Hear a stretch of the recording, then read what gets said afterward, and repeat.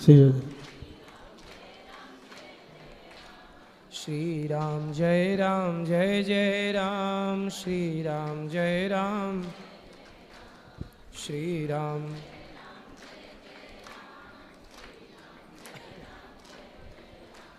श्री राम जय जय राम, श्री राम जय जय राम।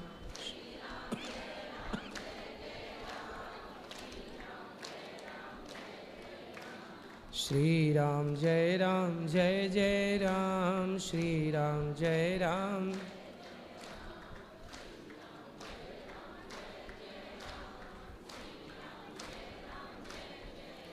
बोलिए गौरी गोपाल भगवान की।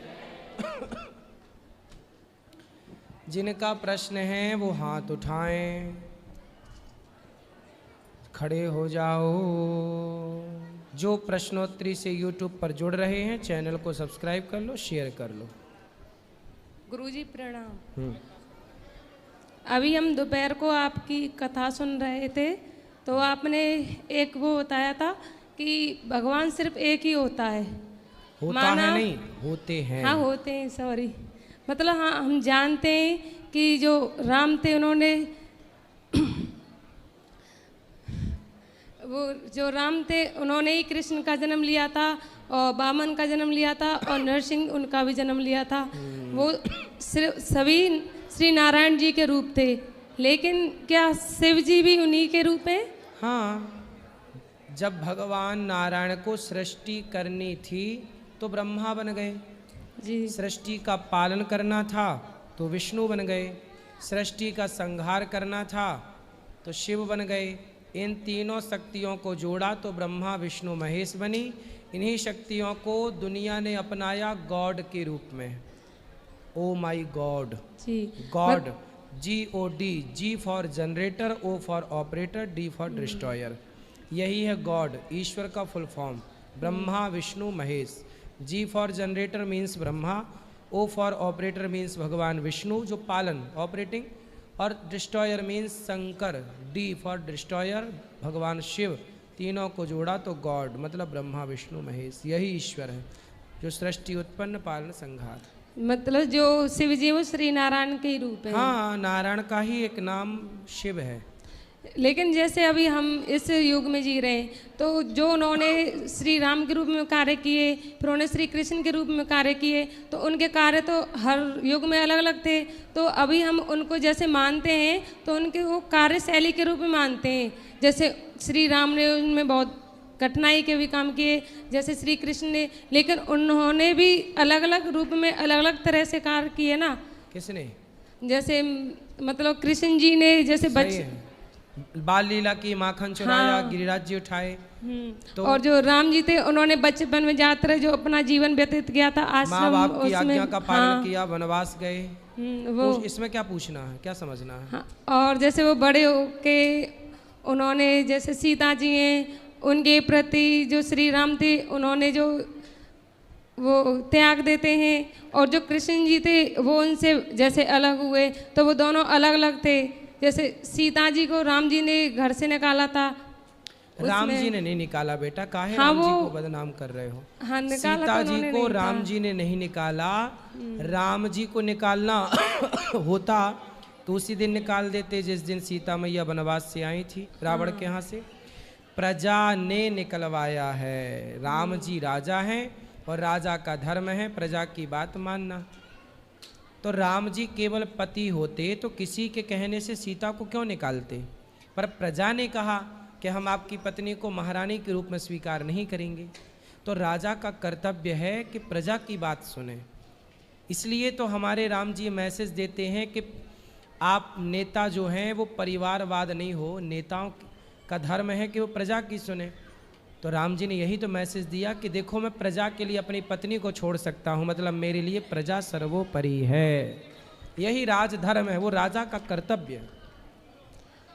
और एक और सवाल था, वो जब पूरा क्यों निकाला उसके पीछे पूरी कथा हम कथाओं में सुनाते ही हैं, सुन लेना।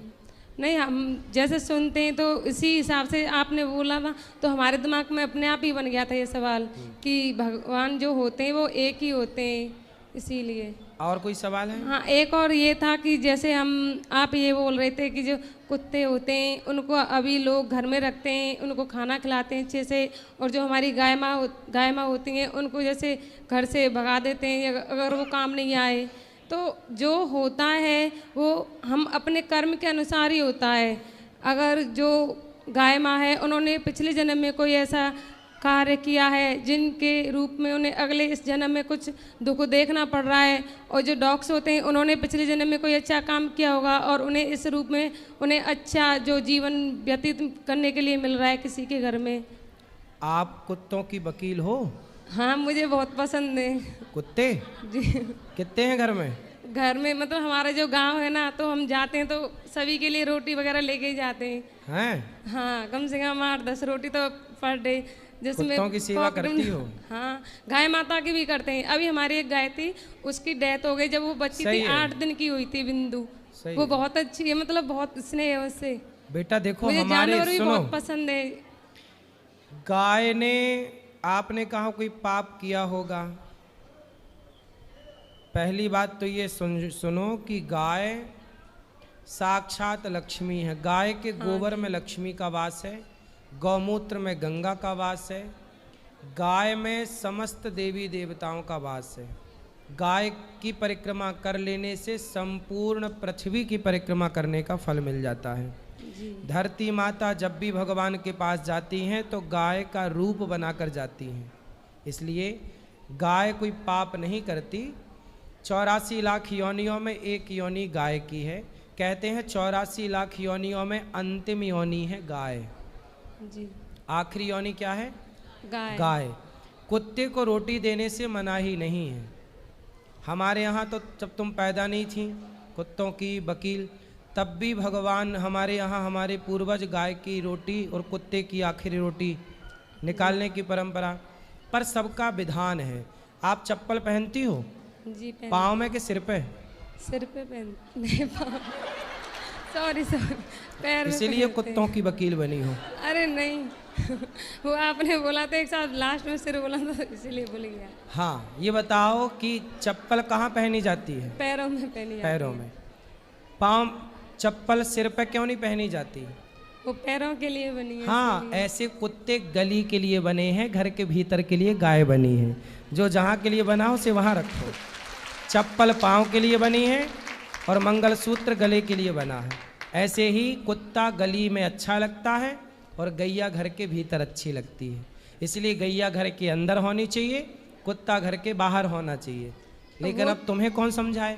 नहीं, रखते तो है, ऐसे तो गाय भी है हमारे घर में, दोनों है, बट वो हम कहते हैं ना कि जब भगवान तुम्हें प्यार ज्यादा कुत्ते से है? नहीं, दोनों से है। नहीं, तुमने तो गाय को पाप की श्रेणी में ले जाके खड़ा कर दिया। पाप की श्रेणी में नहीं, कर्म की श्रेणी में लिया था कि मतलब हम जो कर्म करते हैं उसी के अनुसार हमें जो मोक्ष मिलता है, भगवान जो हमें देते हैं। तो अब सबसे बड़े उसमें भगवान ने कर्म को लिखा है कि जैसा हम कर्म करेंगे उसी के अनुसार हमें वैसा फल मिलेगा। हाँ, ये तो फिर गाय तो अच्छे से आप गाय की भी सेवा कर सकती हो। गाय की तो बहुत सेवा हमारे घर में है, 2 गाय भी है, उसकी बच्ची भी है। मैं ऐसे रहती हूँ गाय जैसे 2 हैं और कुत्ता 10 है। नहीं, वो तो जैसे जो बाहर है वो घर में तो एक ही है, और बाहर है वो तो सारे मतलब जानते पहचानते हैं। अच्छा, आपको सारे कुत्ते जानते हैं? हाँ, सब जानते हैं, उनके नाम भी है सारे, वो अपने नाम भी जानते हैं। और हमारी गाय तो कौन कौन कुत्ते आपको जानते हैं? कौन कौन कुत्ते आपको जानते हैं? सारे ही जानते। जैसे मैं जाऊंगी ना घर से बाहर तो अपने आप ही आ जाएंगे। कम से कम 500 मीटर की दूरी होगी ना, देखेंगे वहां से अपने आप भागे आते हैं। और गाय हमारी है, मतलब एक बच्ची भी है बिंदु, वो भी अपना नाम जानती है अच्छे से। चलो अच्छा, आप गाय की सेवा भी करो, कुत्तों को भी रोटी कोई कुत्ता बीमार पड़े तो उसका इलाज कराना चाहिए। सबके प्रति दया का भाव रखो, सबके प्रति सम्मान का भाव रखो। गाय और कुत्ते दोनों जानवर में ही आते से मुझे जानवर में नहीं आते बेटा। जानवर में कुत्ता जानवर है, गाय माता है। गावो विश्वस्य माँ। कुत्ते सुनो, गाय गौमूत्र पीते हो आप? नहीं, पर समाज में लोग गौमूत्र पीते हैं कि नहीं? बोलो हाँ, गौमूत्र पिया जाता है। कुत्ते का मूत्र तो नहीं पी सकता कोई। आपकी माँ गाय के गोबर से चौका बर्तन करती, मतलब आंगन लीपती है कि नहीं? हाँ। तो कुत्ते के गोबर से तुम लीपना शुरू करो। तो तुम कहती हो ना कि गाय और कुत्ता दोनों एक बराबर हैं। जब दोनों एक बराबर हैं तो आंगन को, लोग चूल्हे को गाय के गोबर से लीपते थे पहले, तुम्हारे घर में भी लिपता होगा पहले। हाँ। कुत्ते के गोबर से तुम लीप सकती हो? नहीं फिर काहे बराबर में रख रही हो? नहीं, जो वैसे चीज बराबर है ही नहीं उसे जबरदस्ती बराबर करना है। नहीं, ऐसे बराबर में नहीं रख रहे, जैसे मतलब स्नेह के हिसाब से, प्यार के हिसाब से जैसे कहते हैं उसके हिसाब काय के हिसाब से? मतलब प्यार के हिसाब से। हाँ, आजकल तो मुंह चटवा रही हैं लड़कियां कुत्तों से। कौन सा प्यार करती हो कुत्ते वो से? तो पता नहीं मुझे, वो अपने अपने स्नेह की वो होती है, जैसे हमारे दिमाग भगवान, में हम feeling वही होती है। स्नेह की तो बात कर रहे हैं। आजकल कुछ स्त्रियां कुत्तों से मुंह चटवाने में लगी हुई हैं, कह रही हम प्यार कर रहे हैं, डॉगी लव डॉगी लव। हाँ, तो वो तो गाय से भी नहीं करते होंगे, वो तो जिनको पसंद नहीं वो तो किसी से भी नहीं करते होंगे। सही नहीं नहीं, जिनसे लगाव होता है जिनको, उनसे सभी करते ही हैं। ऐसा है बेटा, सब पे दया रखो, सबकी सेवा करो, परंतु कुत्ते को कुत्ते की जगह और गाय को, गाय माता है, कुत्ता क्या है? वो पशु जानवर में ही आता है। हाँ, वो गाय वो माता ही है। लेकिन जैसे हम पढ़ाते हैं बच्चों को, तो उसमें हम सभी, कोई भी हो जो शिक्षक होता है, तो हम क्या बोलते हैं, जैसे पशु हैं तो उनके नाम लिखाएंगे, तो उसमें जानवर आएगा, तो गाय भी आती है ना। तो आप लोग जो पढ़ती हो ना बेटा, वो मैं काले की शिक्षा पढ़ती हो। काश वेदों की, ऋषियों की शिक्षा पढ़ी होती तो गाय जानवरों में नहीं माता में आती है, देवताओं में आती। आप लोगों ने जो विद्या पढ़ी है, पढ़ाती हो? हाँ जी। क्या पढ़ाती हो? अभी मेरा मतलब सिलेक्शन हुआ है एज ए गवर्नमेंट टीचर। तो ऐसा है, टीचर हो तो आप क्या पढ़ के टीचर हो गई हो? मैं काले की शिक्षा, इंग्लिश पद्धति स्कूल की। हमारे गाय को स्कूल के लोग नहीं समझ पाएंगे। गाय को वही समझेगा जो सच्चा सनातनी होगा और जो वेद पुराणों को जानता होगा, धर्म को जानेगा। हमारे यहाँ भगवान आए और गाय की सेवा की है, इसलिए गाय को समझने के लिए बेटा वेद पढ़ना पड़ेगा। उसमें लिखा है कि गाय देवता है, माता है। उसमें कुत्ते को कुत्ता ही लिखा है, स्वान जी। इसलिए तुम इंग्लिश पढ़ के, इंग्लिश वाले तो वही तो सिस्टम हो गया ना नहीं कि इंग्लिश पढ़ के स्कूलों ने गाय को और कुत्ते को जानवर की श्रेणी में रख दिया। यदि गाय और कुत्ता जानवर की श्रेणी में है तो हम तो सनातनी गाय को माता कहते हैं। माता जानवर कैसे हो सकती है? गाय, नदी को हम गंगा, सब सारी दुनिया कहती है कि नदी है, रिवर है, नदी है, पर हम लोग कहते हैं कि ये माता है। सारी दुनिया कहती है ये समुद्र, इंग्लिश थोड़ी कहती है कि नदी माता है। सनातन धर्म कहता है कि नदी माता है। सारी दुनिया कहती है कि स्नैक है, सांप है, पर हम लोग नाग पंचमी को सांप को दूध पिलाते हैं। सब लोग कहते हैं पौधा है, तुलसी है, पर हम लोग कहते हैं तुलसी माता है, ये भगवान को चढ़ती है। तो तुम बेटा इंग्लिश पढ़ के ना जान पाओगी कुछ। नहीं सर, जैसे हम धर्म के प्रति भी बहुत श्रद्धा है, बचपन से रामायण पढ़ी है, भागवत गीता के भी वो। फिर काहे तुम कुत्ते को गाय की श्रेणी में रख रही हो? नहीं, वो दया भाव के ऊपर आता है ना। नहीं, दया सब पे रखो। हाँ वही पर तो। श्रेणी, अब दया कोई मर्द मिल जाए तुम्हें रास्ते में पड़ा हुआ तो तुम दया करो तो उसे तुम पति थोड़ी मान लोगी। भाई दया करने का अपना अपना भाव है। भाई तुम्हारा पति जो है, विवाह तो अभी हुआ नहीं, जब होगा तो जो विवाह जिससे होगा उसी को पति मानोगी। पर कोई भी पुरुष तुम्हें भूखा प्यासा रास्ते मिल जाए तो दया तो सब पे करोगी, पर दया करोगी पर उसे पति थोड़ी मान लोगी। बेटा कुत्ते पे दया करो पर कुत्ते को बाप ना मानो, गाय ही माता है। मतलब दया के रूप में माना है आज तक हमेशा। बिल्कुल दया करो। धन्यवाद गुरुजी, और कोई सेवा? राधे राधे गुरुजी जी। मैं बेंगलोर से आई हूँ। मैं पूछना चाहती हूँ कि यहाँ की रज ले जाना, मेरी सास बीमार है तो मैं चाहती हूँ कि यहाँ की रज और ये जल जो होता है, वो बोलते हैं वहाँ पे तुलसी की माला, तुलसी की माला ले जाओ, तुलसी पहनो, मस्त पहनाओ सबको।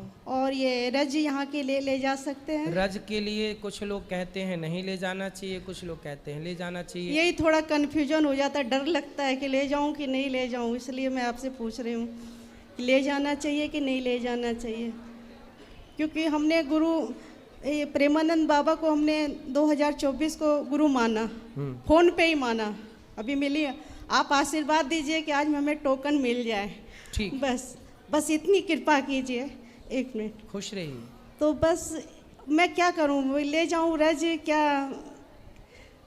देखो ब्रज की रज, यहाँ की कोई भी लता पता सब भगवत स्वरूप है। कुछ चीज नहीं ले जाना चाहिए, प्रणाम कर लो।